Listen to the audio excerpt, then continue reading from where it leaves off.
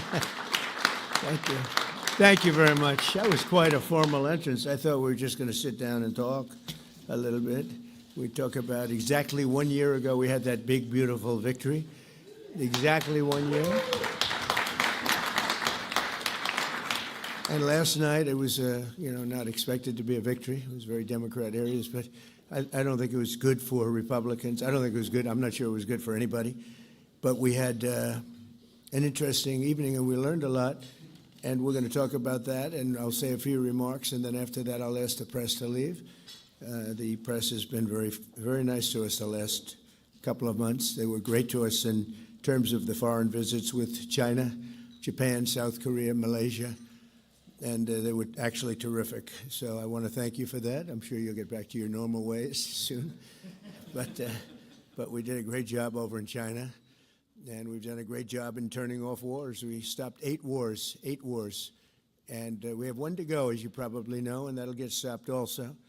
But we've done a great job, so it's really been an honor to do it, and I did it with many of the people in this room. Every one of you I know, and every one of you I like. I like our leaders. I like everybody. But I thought we'd have a discussion after the press leaves about what last night represented, and what we should do about it, and also about the shutdown and how that relates to last night. I think if you read the pollsters, the shutdown was a big factor, negative for the Republicans, and that was a big factor. And they say that I wasn't on the ballot was the biggest factor, but I don't know about that, but I was honored that they said that. And I just want to thank everybody for being here, and a very special thanks to Vice President J.D. Vance, who's doing a terrific job. J.D., thank you very much.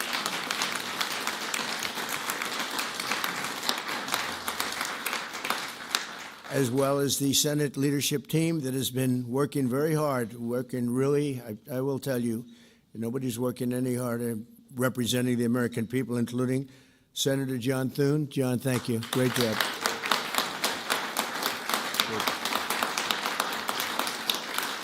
Senator John Barrasso. John, thank you very much. Senator Tom Cotton, wherever you may be. Tom, thank you. Thank you, Tom. Thank you.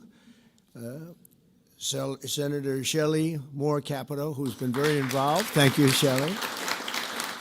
Senator James Lankford from one of my favorite states, 77 out of 77. I always say 77 out of 77. Reagan was 56. That was the record. We got every one of them. Thank you, James. And a fantastic friend of mine and an incredible advocate during the election a year ago, Tim Scott. Thank you, Tim. So as you know, we are in the midst of a disastrous Democrat-created government shutdown, and it is Democrat-created, but I don't think they're getting really the blame that they should. That's now officially the longest shutdown in American history. The Democrat radicals in the Senate have shown zero interest in reopening the government, and I don't think they'll act so soon. A lot of people disagree. I've been saying for the last 30 days, we've had 4 or 5 different points. Yes, sir, they're going to get it right now. We should have it done in a day. I've heard that about 4 times. I heard it after Kings. They said I was a king. And I heard it after Kings. I heard it after a couple of other moments in time. And I said, no, I don't believe so. And now I heard it's after the election. I don't believe so. I think they will. I think they're kamikaze pilots. I just got back from Japan. I talked about the kamikaze pilots. I think these guys are kamikaze. They'll take down the country if they have to. So I don't think so. Millions of Americans are going to be without SNAP benefits. And I will say about SNAP benefits, so when I was president, we had $7 billion worth, and now they have many times that, because these benefits were given to anybody that asked, and they're up to, I hear, just many times, $47 billion. So it wasn't the purpose of SNAP. It was for people that really had problems, down and out, people that really had problems. But during Biden, they gave it to anybody that wanted it. I think it's something you have to talk about because the numbers are incredible. But countless public servants are now not being paid, and the air traffic control system is under increasing strain. We must get the government back open soon, and really immediately. We have to get it up. We have the hottest economy we've ever had, and it's affecting the stock market now a little bit. but the stock market, as of Friday, has hit many record highs during the last 9 months, many. And it will again. This is just the beginning, because when these plants that are being built right now start opening up, we've never had anything like this. There's a boom. There's a construction boom right now, but that's going to be bigger than that. That's going to be an economic boom as soon as they open up, and it's going to be something special. We have car companies coming in. When I was in Japan, Toyota, Mr. Toyota, I said, "What's your name?" "Toyota." I said, "Oh, you're rich." He said, "How much of the company do you own?" 92.1%. I said, "I'm glad you said the one." He wants to be. I said, "You're a rich guy." And he said, "I'm investing $10 billion in the U.S. And you know who I'm talking about, right? You introduced me, Mr. Senator. You introduced me originally when you were the ambassador to Japan. He's still good. He's still strong. But he had no interest in investing in this country. Now he's investing $10 billion as of 1 week ago in building new plants. We have auto plants coming in incredibly, but we have AI and all of them. And we can't be extorted to give $1.5 trillion to people that came into the country illegally, many from prisons, many drug dealers. A lot of people came in from mental institutions. They want to give a lot of money to the people that came in illegally. We have to get them out. We can't. No country can sustain that. That's not like an attack on our country. In no country, these are not going to be productive people. These are going to be anti-productive people. And we can all have big hearts. I have a bigger heart than anybody, but we can't let that happen. It's time for Republicans to do what they have to do, and that's terminate the filibuster. It's the only way you can do it. And if you don't terminate the filibuster, you'll be in bad shape. We won't pass any legislation. There'll be no legislation passed for 3.25. We have 3.25 years, so that's a long time. But when they can't do an extension, and John, I think they've done an extension every single time they've ever been asked forever. This is the first time they haven't done an extension. Extensions are supposed to be easy, but if they won't do an extension, they won't do any bill, even a simple bill. And we should do our own bills. We should get out. We should do our own bills. We should open up. We should start tonight with the country's open. Congratulations. Then we should pass voter ID. We should pass no mail-in voting. We should pass all the things that we want to pass, make our elections secure and safe, because California is a disaster. Many of the states are disasters. But can you imagine when they vote almost unanimously against voter ID? All we want is voter ID. You go to a grocery store, you have to give ID. You go to a gas station, you give ID. But for voting, they want no voter ID. That's only for one reason, because they cheat. We would pass that in 15 minutes. If you don't get it, you'll never pass that. You'll never talk about mail-in ballots. Mail-in ballots make it automatically corrupt. If you have mail-in ballots, automatically it's correct. Even Jimmy Carter, they had the Carter Commission after he got out of office, and he had a group of very distinguished people, Democrats and Republicans, and they passed, they recommended things take place. It was a long time ago. And they said about mail-in ballots, if there is mail-in ballots, there will definitely be corruption, because, you know, they pass through too many hands. I mean, you go in to vote, and they want your card. Even me, I went into Palm Beach. You go in to vote, they want your card, you're this, you're that. They say, "I'm sorry to do this, sir, but I have to look at your identification." I said, "That's all right. I love that." But, you know, you're really not going to get away with much. It was very, very professional and very good, and the way it's supposed to be. But these people don't want that. They have legislation in California where it's illegal to ask somebody for voter ID. If you ask somebody for voter ID, if you're an official, and you say, "I'd like to see your voter ID," they can arrest you, okay?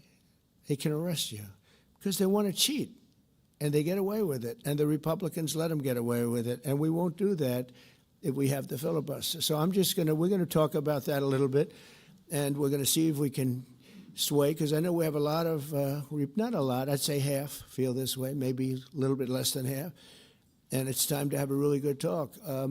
If I thought that they weren't going to pass the filibuster, I wouldn't even bring it up. They're going to pass it within the first hour. If they take power, and it's more likely that they take power if we don't do it, because we're not going to be passing any legislation. They're not going to approve anything. We're going to go 3.25 years. There won't be one bill that we're going to pass, because the easiest thing to pass is exactly right now what they won't pass. And they'll do that, and they'll wreak havoc. But let's assume they get in. They're doing it anyway, so it wouldn't matter. They're doing it anyway. And, you know, I have a case where I have great U.S. attorneys that can't be approved because of the blue slips. The blue slips, I think you should terminate blue slips, too. It's a mental termination because it's really a custom. But if you have a Democrat senator or two is bad, but it doesn't make any difference. If you have one senator writes a negative letter on some great U.S. attorney, we had it in Manhattan, Southern District, Jay Clayton, one of the most respected lawyers in the whole country, by far, one of the most respected, and couldn't get approved. The courts approved him. The courts couldn't believe it. They did it like instantly. He went to the best schools, got the best marks, top of his class. Everything was perfect. I mean, he was like led the perfect life. Went to Sullivan and Cromwell. Almost immediately became the head of Sullivan and Cromwell. You know, the most prestigious law firm, I would say, in the country, just about. Whether it's Sullivan or two or three I could name, but Sullivan, I would say, really, maybe number one. He was the head of Sullivan and Cromwell for like 20 years. He went to the SEC, was flawless. He did it for me. He was the SEC chairman. He was flawless. Then he went to Apollo, where he was the chairman of Apollo, and was flawless. Everything went good. The stock went through the roof and everything. I asked him to go to the Southern District, and he said, "I'll do what you'd like to do, sir." This is a very high-quality person. But he couldn't get approval from Schumer. Schumer didn't approve him. The best student, the best schools, everything. He's like flawless. And the courts actually said, "You're not approving Jay Clayton," right, Lindsay? You heard this. The courts actually interceded, and they approved him. But that's an unusual guy. We have other people that are really good, but people don't know how good. Top students, top colleges, and they're U.S. attorneys, and they won't be approved. They're not going to be approved. We have one in Los Angeles who's phenomenal, but no, the senators, the Democrats are, you know, again, they're kamikazes. The Democrats are not going to approve them. Blue slips are a disaster. So the only people I can get approved are Democrats. I was told that by the Democrats. We'll only approve Democrats. I said, really, is that right? Not going to work that way. Not going to work that way with me. But the blue slips are a total disaster. I have 10 people right now that are doing a phenomenal job, and they will be out of office pretty soon. They've got another 2-3 weeks, a couple of them, and then they're going to have to leave. And it's actually a blight on their record because, you know, nobody knows why they left, but it looks like they served 8 weeks and then they had to leave. But they're not going to get the approval because the Democrat, radical left lunatic senators are saying you can't, we're not going to approve you. And if we're not going to approve you, I had actually one Republican who got 2 great letters, but it turned out that he was a rhino, but that was a nice term for him. Now, he got 2 letters of approval, and when I said 2 Democrats approved him, I had to fire him because I figured if 2 Democrats approved him, they wrote the most beautiful letters. I found out, man, this is strange, and he was no good. I fired him. He was really not much of a Republican. The recommendation of that one wasn't such a good recommendation. Someday I'll tell you who recommended him, but it wasn't exactly the best. But when I saw 2, you know, when I saw the 2 senators from Virginia gave him glowing marks, Tim, I said, let me see this. I read the most beautiful letters I've ever seen. I said, I called him up. I said, sorry, you're fired. Get the hell out of here. And but it's a horrible thing. Blue slips is a horrible thing because I have the right to pick judges and I have the right to pick U.S. attorneys, and this takes away the right from me. And I think we're going to go to court on it, and you know we'll see what happens in court. But it gives the president, it takes away the right of the president to pick people to serve on the court and to serve as U.S. attorneys, which is very important. But the biggest thing is the filibuster. We have to get the country going. We will pass legislation at levels you've never seen before, and it'll be impossible to beat us. By the way, if they do, they're going to do it anyway, and they are going to immediately do the filibuster. And when they do the filibuster, they're going to pack the court. They want at least 5 justices. Now I hear it's up to 5. I actually heard up to 7 and up to 9, okay? They want new judges. They want to pack the court, and they will do it in the first day, maybe the week. Maybe they'll slow it down because there's no reason to rush. But they'll do it first week. They'll vote on this. And I have friends over there that are Democrats. I'm close to a lot of people. And I asked them about that because some people say, well, maybe they won't do that. I mean, they destroyed the career of Manchin and Sinema.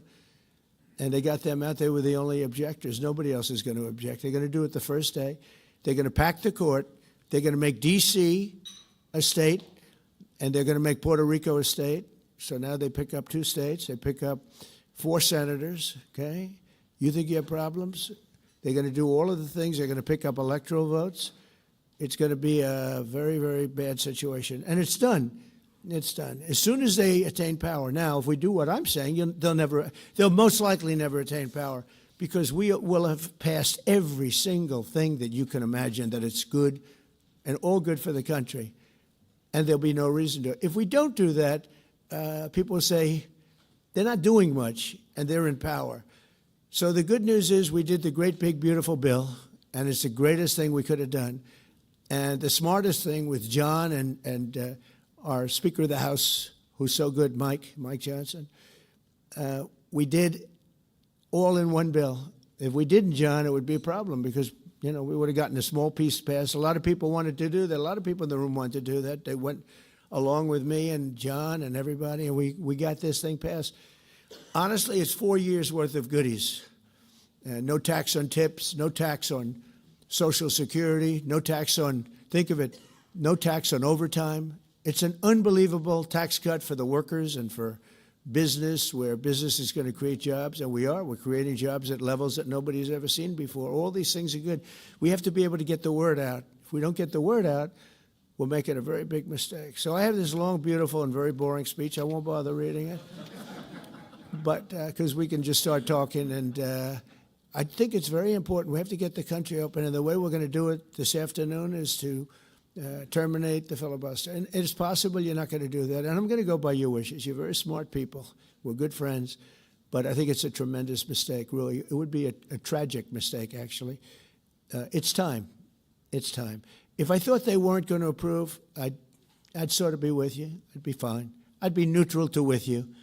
But knowing that they're going to pass it as soon as they get any semblance of control, they'll pass it first thing, then it's like we have to do it first. And we have 2 years, and we'll end up with 2-3 years, and we'll have this country so perfect. We will have passed more legislation than any Congress and any group of senators or a group of congressmen, and we will get it through. They'll send it to us. We'll send it to them.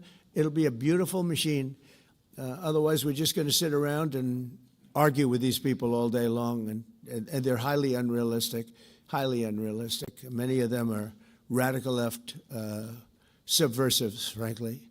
So I want to thank everybody, and we're going to talk, and I want to thank the press for treating us so really well for that foreign trip. It was we had just an amazing meeting. Don't forget, 2 months ago, it looked like the whole world was in trouble over rare earth, and that's no longer even a subject that people talk about. It was all worked out very quickly.